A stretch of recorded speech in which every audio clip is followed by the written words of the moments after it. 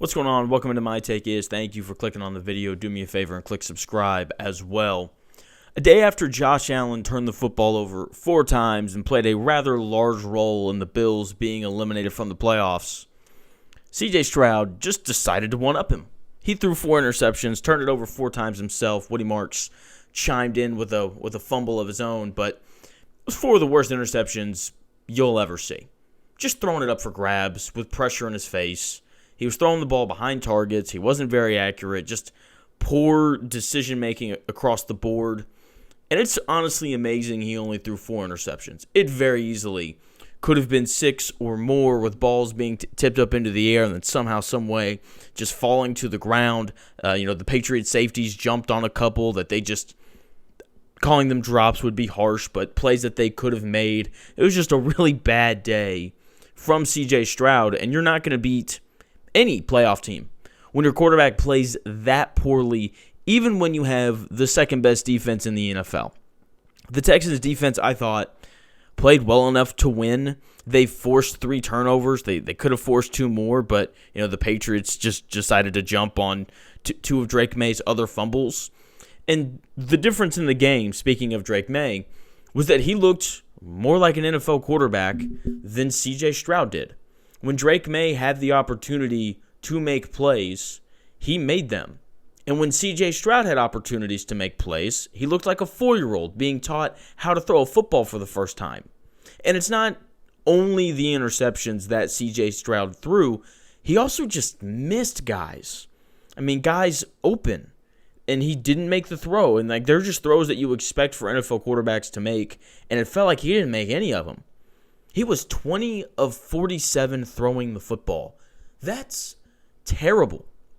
And part of that is the Patriots defense that has been really good this year. You heard him mention it on the broadcast. This is one of the 10 best defenses in the NFL this year by the numbers. Okay, so I don't want to take anything away from them. Between Davis and Gonzalez, it is arguably the best cornerback duo in the NFL. Okay, but again, CJ Stroud was just bad today. There's really no other way to put it. And if you want to be fair to Stroud, he didn't have his best receiver in Nico Collins. I thought it was going to be a really big day for Dalton Schultz, but he gets hurt early. He has that big 42-yard reception that sets up the field goal for Houston on their first drive. But he got hurt pretty quickly after that. All of a sudden, CJ Stroud is looking up. His 2 best pass catchers aren't playing. His best receiver is a second-round pick who's a rookie out of Iowa State. And I would love to cut him a break for it, but I'm just not going to be as nice to a guy who's handing out advice to Caleb Williams at midfield like he's some established NFL quarterback.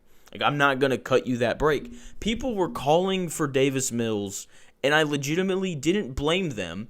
And a small part of me thought that it kind of made sense. I just have a hard time bailing on a guy who's been your starter all year.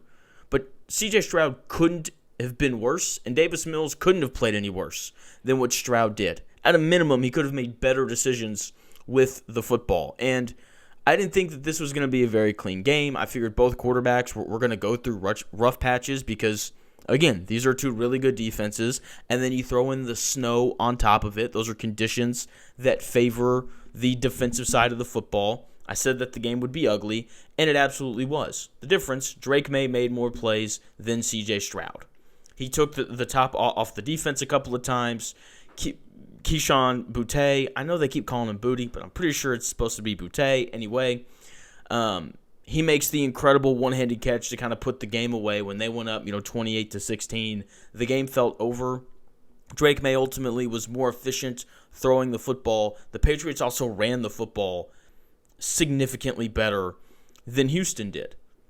And the thing that gets you beat in the regular season is usually what costs you in the playoffs. The Texans' offensive line has been a glaring weakness for the Texans all year. They're also not they're also just not very good at running back. Like Woody Marks is average at best. I think everyone likes Nick Chubb, but after all the injuries he's had, he's just not as good as he used to be. And the run game was a glaring weakness for Houston today. The Patriots also got after Stroud. Again, that offensive line that I think everyone knew wasn't very good coming into the year, showing up again there. It felt like every time the Texans tried to run the football, the Patriots would reset the line of scrimmage 2 yards behind wherever they started, and you see it in the numbers. Woody Marks averaged 1.2 yards per carry. Nick Chubb averaged 3.5 yards per carry.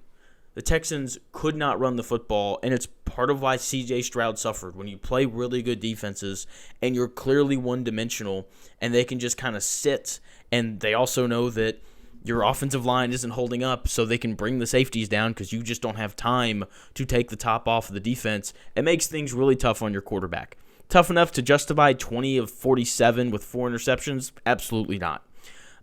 Meanwhile, on the other side of the football, I didn't think that the Patriots ran the ball incredibly well.